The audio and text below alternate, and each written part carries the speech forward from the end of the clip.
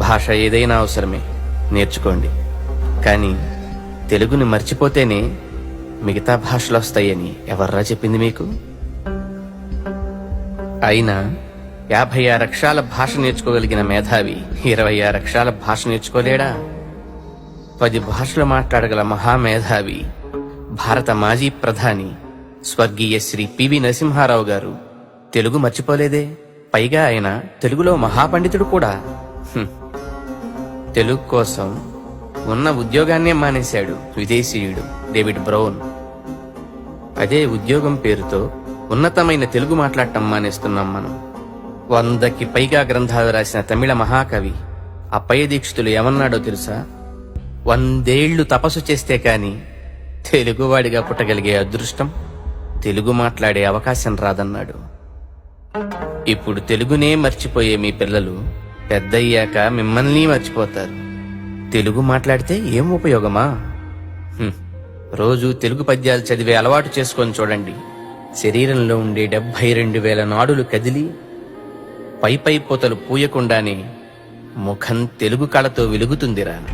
నాసిక నుంచి వచ్చేవి కొన్ని, నాభి నుంచి పలికేవి కొన్ని, హృదయ స్థానంలోంచి పుట్టేవి కొన్ని, అంచులను స్పర్శిస్తూ కొన్ని, కంపిస్తూ కొన్ని, కంఠంలోంచి, అంగిట పైనుంచి, పక్క దవడల నుంచి, నాలుక క్రింది నుంచి, మెదడు పై దాకా అణువణువులో శక్తి నింపే అణువిస్ఫోటనాలు తెలుగు అక్షరాలు.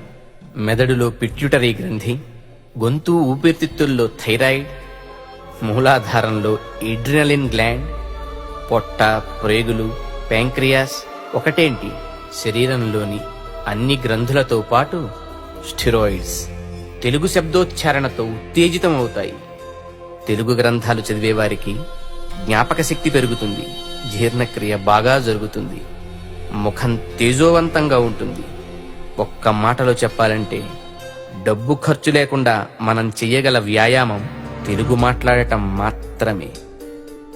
విలువైన వస్తువుల్ని ఖజానాలో దాచి ఉంచుతాం. అలాగే అత్యంత విలువైనటువంటి సంస్కృతి సంప్రదాయాలని, ఆచార వ్యవహారాలని, మన చరిత్రని భాషలో దాచి ఉంచారు. ఆ భాషే కనుమరుగైపోతే ఆచార వ్యవహారాలు ఆనవాళ్లే లేకుండా పోతాయి. కనీసం ఇప్పటికన్నా కళ్ళు తెరవండి. సంవత్సరానికి ఒక్కసారన్నా మన పెద్దవాళ్ళని గుర్తు చేసుకొని శ్రద్ధతో ముద్ద సమర్పిస్తున్నాం. అలానే మన భాషకు పితృదేవతలున్నారు. అన్నమయ్య, పోతన్న, త్యాగయ్య లాంటి మహానుభావులు ఎందరో. ప్రతి సంవత్సరం వాళ్ల పుట్టినరోజు నాడు కనీసం వాళ్ళు రాసిన పద్యాల్లోంచి ఒక్క పద్యం నేర్చుకుందాం. అదే మనం వాళ్ళకిచ్చే తర్పణ, అదే మన భాషకు రక్షణ. దేశ భాషలందు తెలుగు లెస్స, దేశ భాషలందు